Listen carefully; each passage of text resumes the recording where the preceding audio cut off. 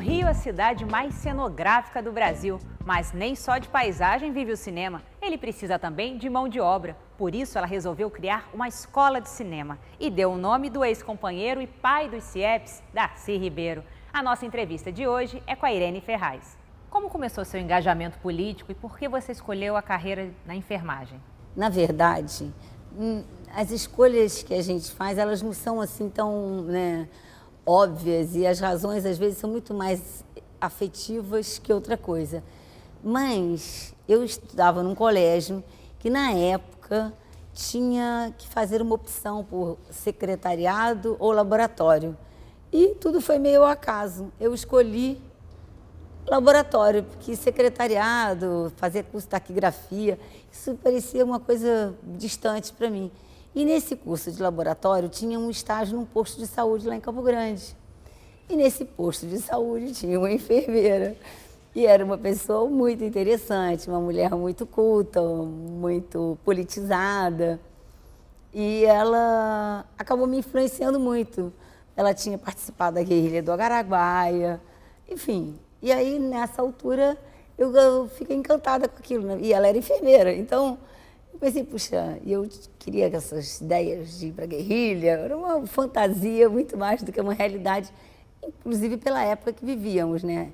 Isso era 76 para 77, eu fiz o vestibular em 76, eu entrei em 77 na universidade. E naquele momento, a gente já não tinha também essa questão da guerrilha, já não estava colocada, mas, enfim, era uma fantasia e eu pensava, bom, vou fazer um curso que posso fazer uma atividade prática. Isso eu sempre pensei. A questão de você ter uma ação, né? Pensar e fazer, não é à toa que eu sempre continuo achando que essas coisas não estão separadas, isso já é muito antigo. Mas era essa ideia de se fazer objetivamente. Eu queria participar das questões do mundo. Tive uma irmã mais velha também que me influenciou muito, que foi do movimento estudantil, que era uma educadora, que acreditava também na educação. E essas influências todas também fizeram com que eu fizesse essa escolha. Mas, claro, eu queria uma participação. E eu achava que era por ali. Bom, quando chegou na universidade, foi ótimo, porque eu fui para o Centro de Ciências da Saúde e ali encontrei um grupo também bacana, da medicina, da farmácia, da nutrição, tinha gente de todos os grupos e nós criamos um conselho de representantes e muito rapidamente eu estava numa atuação também política lá e a gente já organizando coisas e reivindicações, mas a gente também estudava, e, na verdade era isso, a gente fazia as duas coisas. E reabrimos o centro acadêmico da escola, na época de enfermagem, com a Leia Tiriba, que até foi aí há pouco tempo, ela estava era vice do Molon. Mas, enfim, são pessoas que já tinham uma participação política. Eu me lembro quem era o Amâncio, que virou diretor do Hospital Universitário, também era do grupo desse Conselho de Representantes, e vários outros que eu hoje vejo no cenário político. Ou seja, essas pessoas estavam lá também fazendo e tentando, pensando no país, já na época na universidade. E eles continuaram. O que eu vejo é que, assim, as pessoas que têm um engajamento político, isso não se perde, né? Acaba se transformando. E como é que foi essa passagem da saúde para o cinema? Essas coisas, para mim, já estavam tão misturadas, porque lá no fundão, no Centro de Ciências da Saúde, nós já estávamos organizando um cineclube.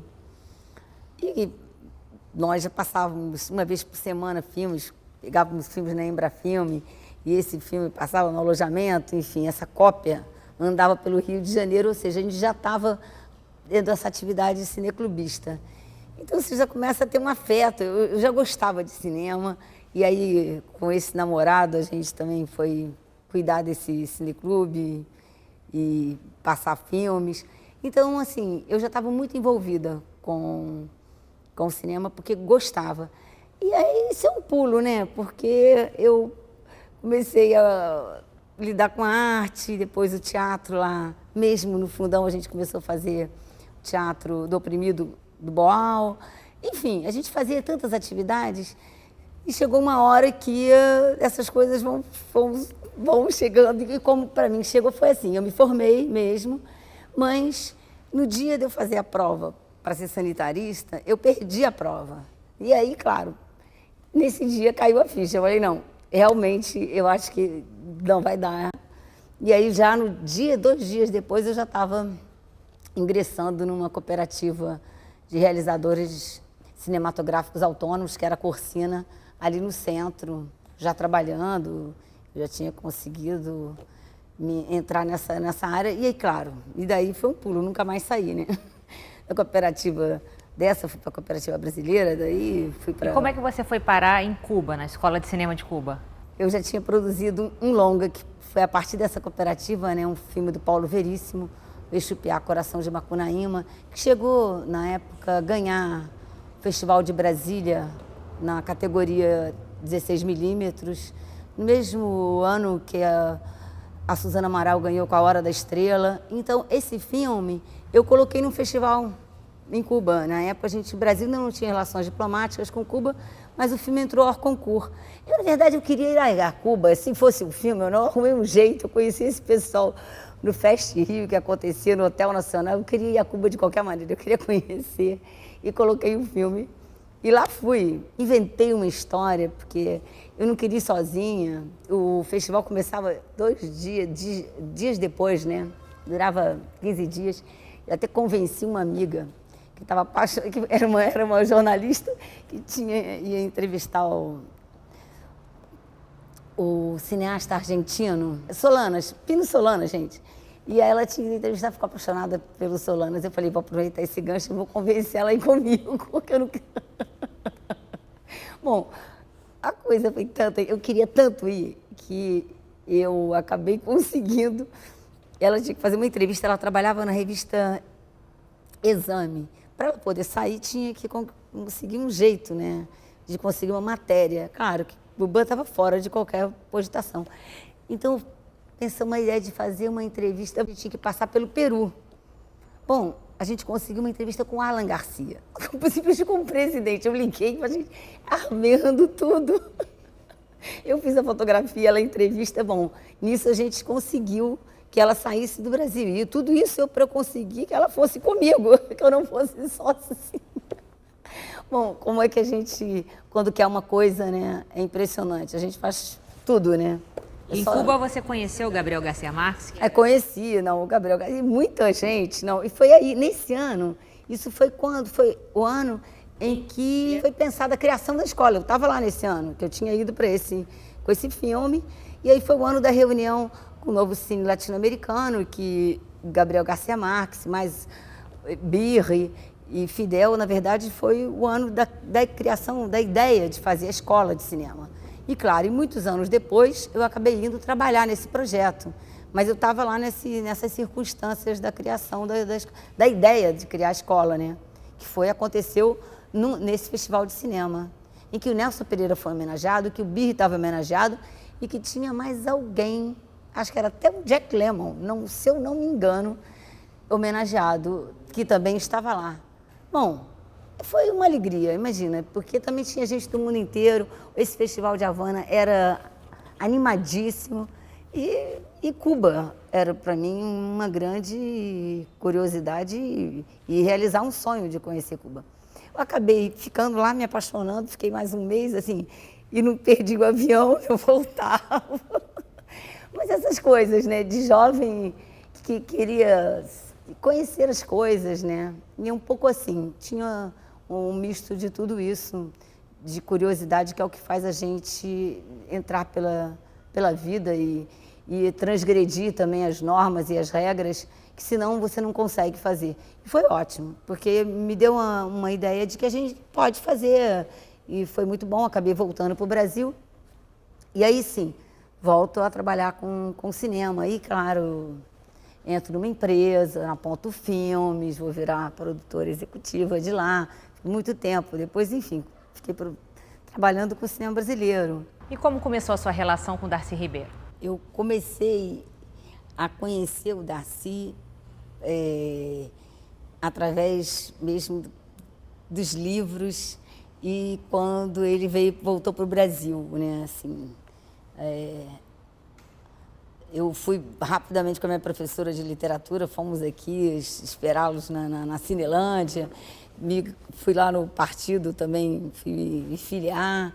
Então, aquilo era uma alegria enorme, trazia uma coisa bacana falando da educação. Então, esse entusiasmo que o Darcy tinha era contagiante. E eu tinha uma admiração por ele.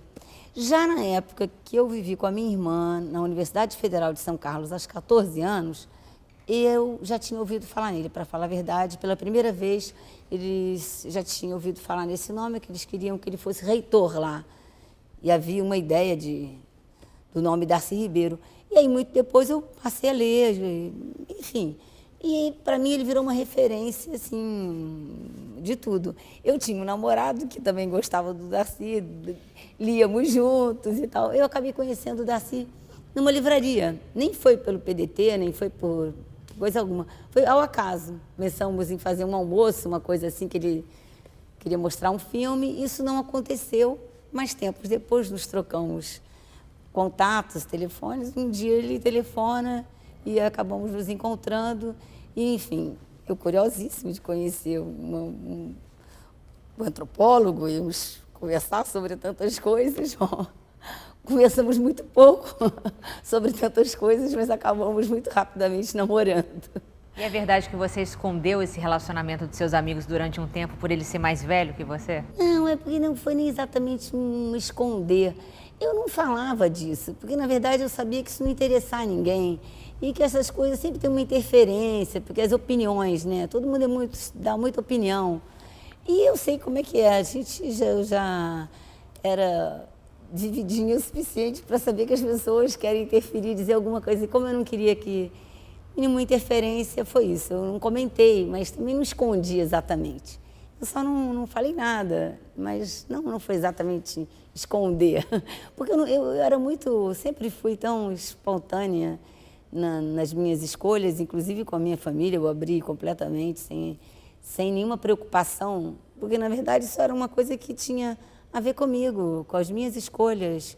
Não, se atingisse alguém, isso diz respeito diretamente a mim, né? Então não foi muito assim, né? Não foi esconder. Mas até para mim mesma era uma coisa que eu me vi diante de um encantamento muito grande. Foi isso que aconteceu. Eu acho que foi um grande encontro. Eu acho que tínhamos muitas afinidades, além do nosso encantamento, né, arrebatamento que tivemos um pelo outro, a gente tinha uma afinidade com a vida, com a relação com a vida, a alegria com a vida e com um comprometimento com a vida. E eu acho que isso a gente tinha em comum e eu acho que isso nos aproximou. E como surgiu a ideia de criar uma escola de cinema no Brasil e dar o nome de Darcy Ribeiro para ela? Eu acho que o Darcy não podia ser esquecido. E fazer uma homenagem justa, assim, porque, na verdade, a ideia de fazer a escola nasceu com o Darcy. Eu estava em Cuba, estava apaixonada por uma escola de cinema, apaixonada por ele. O Darcy queria me trazer para o Brasil de volta, porque eu estava indo para lá, para cá, para lá, para cá. E eu estava apaixonada pela escola de lá e por ele. E aí o Darcy, a gente se encontra na Guatemala e o Darcy fala, vamos fazer uma escola assim no Brasil.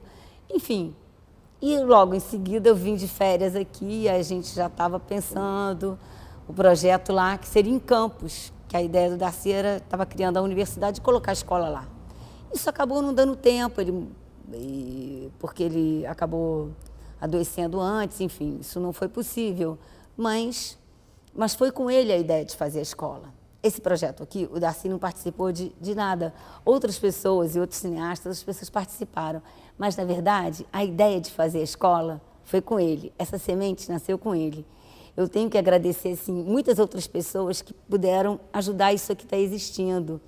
Dr. Eliezer Batista, que foi uma pessoa que ajudou muito, que é do nosso conselho, que apareceu depois, sabe, desse processo, Dr. Rafael Magalhães, outras pessoas, Nelson Pereira, o Cacá Diegues, o Rui Guerra, o Walter Lima, a Marieta Severo, foram aparecendo muitas pessoas, o professor João Luiz Vieira, Clóvis Brigagão, enfim, a Vilma Lustosa, foram aparecendo pessoas e que estão hoje no conselho fundador da escola, o Alfredo Renault também, que tem que agradecer. Então, essas pessoas ajudaram a criar a escola, essa escola que existe aqui. Mas a ideia, eu não teria pensado assim, né? Eu era uma jovem, eu era muito grande demais pensar em uma escola. Hoje eu vejo o tamanho da loucura isso que é. Porque é uma coisa, é um alto forno ligado. Uma escola ela é viva, né? Ela se transforma todo o tempo, ela existe todo o tempo, entendeu? Depois que nasce, entendeu? Ela não para mais.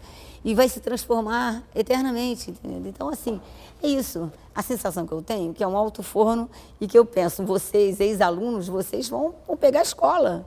E não tenho a menor dúvida disso. E preparem-se, porque a gente não vive eternamente. Essa ideia da finitude, hoje eu tenho com muita clareza. A perda do Darcy interferiu nessa? A perda do meu pai, primeiramente, eu tinha 10 anos. E aí eu entendi muito cedo a finitude. Talvez por isso que eu tenha tido muitas urgências na minha vida. Eu tenha corrido tanto em tudo. Porque eu vi que a gente morre, que a gente não vai existir para sempre. Então, tem que ser aqui agora, hoje, nessa alegria de estar com vocês aqui, comungando disso, passando isso também, porque eu acho que é um recado para os ex-alunos todos que passaram por aqui, que são mais de 6 mil alunos, ex-alunos, que tomem esse projeto. Esse projeto, ele pertence a todos, entendendo? Como ele pertence aos professores que passaram aqui, os que estão aqui, entendendo? Mas o cinema eterniza alguns momentos. O que você pretende, tem como objetivo que seja eternizado aqui na escola? Assim, qual o foco pedagógico? O que você espera assim, que seja lembrado da escola? Ela está sempre em movimento, que tudo é movimento. E de que essa escola possa ser sempre um lugar em que ele sempre se renove, repense e esteja sempre em transformação. Que eu acho que como nós somos mutantes, vamos sempre estar fazendo essas transformações. Que eu sonho que ela encontre os alunos para ela, os professores para ela, os admiradores para ela, porque ela nasceu de uma história muito bonita, né? E ela encontra as partículas subatômicas que correspondam a ela e se conjuguem. Então, é esse que eu penso. E importa que ela dure 100 anos para ser realizada, isso não importa. Ela está sendo o que ela é e ela tem essa força. E eu acho que isso que é o mais importante que a escola tenha. As pessoas que tenham uma relação de afeto com ela e que aqui a gente possa trazer os melhores profissionais, as pessoas que queiram passar esse conhecimento, que tenham essa vontade, esse desejo, porque é nesses afetos, nesses encontros, é que tudo acontece. E eu acredito profundamente nisso. Na verdade, foi isso que fez a escola chegar aqui. Foi encontrando pessoas que acreditaram alunos que acreditaram nesses professores, acreditaram nessas ideias e que foram chegando aqui e que a escola foi chegando aqui no que ela é hoje. E em tudo que ela pode vir a ser, mas ela será, entendendo? Mas o mais importante é o que ela é agora. E o que ela é agora vai determinar o que ela será daqui a pouco. Se ela é potente agora, ela será depois. E vai depender também desses encontros, né? E que eu acho que é isso que eu espero que ela tenha sempre grandes e bons encontros. Você acha que o cinema no Rio hoje é uma indústria? E os alunos que saem aqui da escola saem com essa visão? Ainda não somos uma indústria, mas eu acho que a gente está num caminho, e um caminho muito avançado para nos constituirmos como uma indústria, que é um conjunto onde temos bons profissionais, depois teremos que ter bons filmes e teremos o que vem, claro, que são todo esse suporte, que são laboratórios, enfim, tudo que vai junto dessa atividade. Ela não é em separado, ela está toda permeada por essas mudanças e transformações que nós estamos vivendo. E acho que mudanças substanciais aconteceram nos últimos anos, nos últimos tempos. Foi a entrada do digital, assim, e, fundamentalmente, essa questão tecnológica, ela trouxe uma democratização, não só do acesso, como também das janelas de exibição. Então, hoje você tem N, onde esse filme vai passar, se é conteúdo para celular, para internet, se ela vai para televisão, se ela vai para um vídeo, se ela vai para um site, enfim. Mas eu acho que, fundamentalmente, o que mudou foi as questões tecnológicas e nós estamos também nos preparando ainda para esse tempo de convergência que ainda estamos, como poderia dizer, talvez, adaptando, organizando as nossas placas tectônicas. Elas estão, assim, em transformação. Mas muita coisa já mudou e nós temos grandes profissionais do Brasil, a gente já está conseguindo fazer filmes com muita qualidade, está organizando também, hoje tem áreas de financiamento para os filmes. Então, a gente está caminhando para uma indústria. Qualquer indústria no mundo aconteceu subsidiada, é impossível para você alavancar uma indústria sem subsídio governamental. Então, enfim, eu acho que estamos caminhando, né? Acho que temos muitos avanços e isso vai acontecer. Mas não estamos perto. O que muda, e que eu acho que mudou muito, por exemplo, que hoje um jovem como você encontra no mercado de trabalho. Você estudou aqui, né? Você me contou, você está trabalhando, está aqui, veio hoje, eu nem sabia que era uma ex-aluna. Uma grande surpresa e uma gratíssima surpresa. E eu tenho recebido notícias de que dos alunos daqui da escola, mais de 90% estão efetivamente trabalhando com audiovisual, né, no mercado, nesses amplos, né, espaços, né, de mercado audiovisual que existe hoje. Essa realidade faz com que a gente também possa ter bases para uma indústria audiovisual, ou seja, você tem hoje um mercado de trabalho. Então, vai ter muita gente se interessando em fazer isso, a indústria também vai começar a injetar recursos nisso, ou seja, ela é uma atividade econômica viável, rentável, rentabilíssima no mundo. Por que não seria no Brasil também? Então, eu acho que é isso que vai fazer com que a gente avance e que a gente melhore cada vez mais, não só nas questões de formação, mas de equipamento, infraestrutura, a cidade como o Rio de Janeiro, que é uma cidade cenográfica, né? Assim, gente, mais bela impossível, com todas as qualidades para isso, que é uma, naturalmente, ela tem um talento para os serviços, entendeu? Então, ou seja, a gente tem que preparar mais o Rio, a gente tem que se preparar mais, a gente tem que ficar melhor para a gente poder receber aqui não só essas filmes, coproduções internacionais, mas que a gente possa ter mesmo nossa atividade e nós temos um grande produtor. Que o Rio, com todas essas questões que a gente tem, das dificuldades que temos, o Rio ainda é o maior produtor de audiovisual do Brasil. Ou seja, imagina com um upgradezinho a mais aqui, claro, é um talento dessa cidade. Agora, como que você vê a importância da escola de cinema, de até ter mais escolas de cinema no Brasil? São poucas escolas, é o que a gente vê aqui na Darcy Ribeiro, muitos alunos de outros estados e cidades vêm estudar aqui, né? Tem um grande número de alunos de outros estados e, ao mesmo tempo, aí no mercado tem muita gente fazendo cinema sem nunca ter estudado. Como você vê esses pesos e medidas? Tem uma coisa assim que é um processo histórico. O Sudeste, vamos dizer, o Rio, São Paulo, tem uma tradição de fazer audiovisual. Então, essas pessoas que produzem o audiovisual viveram nessas cidades e ainda vivem, né? Isso está mudando muito, gente. Hoje você vê Pernambuco, você está vendo o Ceará, então novos núcleos se formando no país afora. E foi por quê? Porque leis de incentivos locais foram criadas, núcleos audiovisuais foram criados e isso tudo faz com que você consiga estabelecer uma economia local. No momento em que isso é possível, claro, essa atividade passa a ser uma realidade. Ela só existe se as pessoas puderem viver dela. Né? Não imagina, ninguém vive de brisa. Isso. Então, por que o Pernambuco está fazendo cinema? Por que o Ceará está fazendo cinema? E outros estados começaram a fazer e ter um cinema? Porque começou a existir ali uma atividade econômica e também essas leis locais, boas leis, Lei Mendonça, que tiveram leis do ICMS, do ISS, leis de incentivos que viabilizaram, independente da Lei Rouanet e da Lei do Audiovisual, que também beneficia o Brasil inteiro. Então isso vai mudando. Essa relação que a gente tinha só com o Sudeste está mudando para o Brasil todo.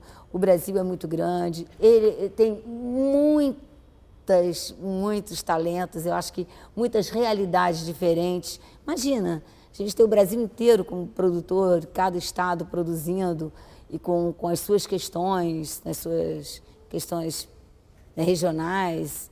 Isso já está começando a acontecer, mas eu acho que pode ser muito mais incentivado e isso vai acontecendo, porque isso é irreversível. O mundo hoje, ele se move, ele está se comunicando audiovisualmente, né? Assim, então tudo é através das redes, você linka, tudo está no YouTube. Então hoje você tem cineastas amadores de todos, inclusive no jornalismo, né?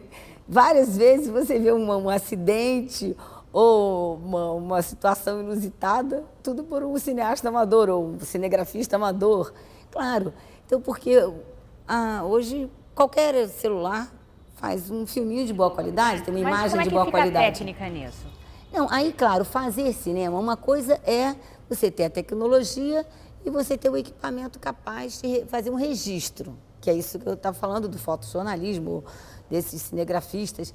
Outra coisa é você fazer, aí, claro, criar uma obra de arte e aí você ter a linguagem do cinema. E é por isso que faz toda a diferença ali, a quantidade de filmes que você tem ali, né, que fizeram a história do cinema, e por isso que nem todo mundo é um cineasta, né? Porque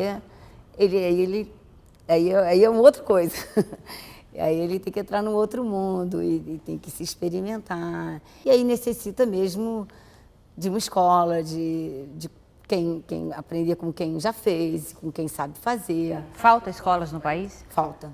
Sempre, muitas escolas. Eu acho que a questão nossa de formação, ela é generalizada. Eu não digo nem só para o cinema, que seria o meu recorte aqui, mas eu digo em tudo. Aqui chega um aluno com dificuldades no ensino fundamental. Tem alunos que querem fazer roteiros, mas não sabem escrever. Então, o nosso problema é com a formação. Então, nós precisamos de formação. E, claro, a gente precisa também de formação para fazer cinema, precisa de formação, a gente precisa de escolas de cinema e muitas escolas audiovisuais e núcleos audiovisuais, e isso tudo vai ajudar, mas eu acho que a gente precisa de escolas, porque sem a outra escola, como é que pode se chegar a essa?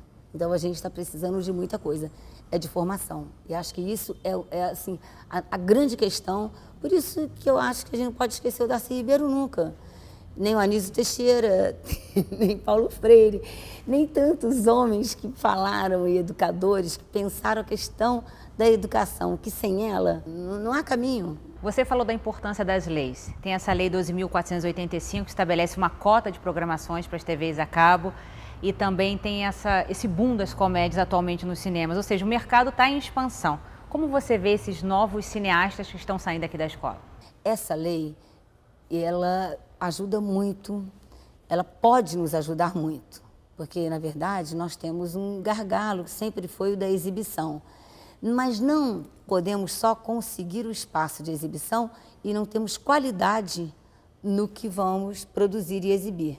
Então, essa é uma questão, senão eu já tenho lido críticas, na Sandra Kogut no outro dia tinha isso da repetição dos mesmos programas nas TVs a cabo, e que isso acaba por sair contra nós, como houve com a época com curta-metragem. A gente já teve uma história passada, da obrigatoriedade do curta, e a gente ter curtas sem qualidade, porque, enfim, existe um mecanismo, ou seja, tem que se pensar os dois lados e a gente tem que ter formação. De novo, caímos na formação, porque sem formação, sem filmes de qualidade, sem criatividade, a gente acaba perdendo o que a gente conquistou. Então, é uma grande conquista, acho que a gente tem que comemorar muito e agora a gente tem que correr atrás de produzir filmes, de pegar os criativos e conteúdos criativos e chegarmos lá, nesse local que existe hoje para a gente exibir. É isso. E eu acho que escolas, e mais escolas, é sempre muito bem-vindo, porque aqui que é o local da gente experimentar, da gente criar E aí o local é esse. Depois lá você tem que mandar ver e com criatividade já chegar com um produto bacana, que é o que eu acho que a Sandra quis falar outro dia e outros eu tenho ouvido isso, e dessa crítica que vem da lei. E não é que a lei está ótima, o problema é a gente que tem que correr atrás agora, isso, e incentivar formação. E isso ser muito rápido. E eu acho, assim, o que eu tenho visto até o contrário, a procura por profissionais é tão grande que nós temos perdido muitos alunos aqui no módulo 2, 3 e 4 para o mercado. Eles não estão, isso é ruim, é bom e é ruim. Eles ainda não estão totalmente preparados, mas o mercado está tão aquecido que está levando esses alunos. Eu fico muito feliz porque eles estão tendo um local para trabalhar e todo mundo quer um espaço para trabalhar. Por outro lado, eles ainda não estão preparados para esse desafio todo que vem pela frente. Você acha que eles estão sendo absorvidos prematuramente? Não, nem acho que é prematuramente. É porque a demanda é grande. Então, assim, não é prematuro porque estão sendo absorvidos. Mas eu acho que, na verdade, o que está faltando é isso, é mais mesmo incentivo para que a gente possa ter mais e mais alunos, mais e mais formação e mais possibilidades, né? Eu acho que é isso. E que eles voltem para terminar o curso. Isso tem acontecido. Na verdade, são oportunidades que eles têm de se experimentar no mercado de trabalho. Isso aí, imagina, isso é a glória, né? Tudo que você quer... Você começou experimentando também. Claro, foi isso que me fez... E toda uma geração, né, começou a experimentar. E depois eu fui buscar estudar e tudo, mas eu gostei de cinema. Naquela época não tinha essas facilidades como se tem hoje, né? De tecnologia e também de locais, né? Eu fui primeiro fazer um curso na BD, depois eu fui para a UF, depois eu só queria trabalhar com isso, né? Porque o lugar que a gente quer mesmo, a gente quer se experimentar. E é o que é bacana. Mas é claro, mas a escola te dá alguma coisa muito importante, uma experimentação orientada, uma experimentação com crítica, uma experimentação com outros olhares, com outras possibilidades, que sozinho a gente não vai ter, como curadoria. Os professores dizem, esses livros, ó, leiam esses. Já te dá o caminho das pedras, vejam esses filmes, esses são imprescindíveis. Pode ver todos os outros, mas vejam aqueles ali, ó, fundamentais. Então, assim, você tem alguém que te dá uma orientada. Isso é muito importante. E a possibilidade de aprender com o outro, né? Qual foi o maior ensinamento que o Darcy Ribeiro te deixou? A nunca aceitar o não, assim, porque eu acho que o Darcy não tinha... Esse não, no dicionário dele, não existia. Nunca aceitar o não como o fim, né? Sempre tentar um sim. E insistir. Eu acho que ele tinha essa... Ele agia assim, né? Então, eu acho que eu observei muito, fui observando o não como fim, né? Assim, insistir sempre. Tá bom. Obrigada, Irene. Foi um prazer entrevistá-la.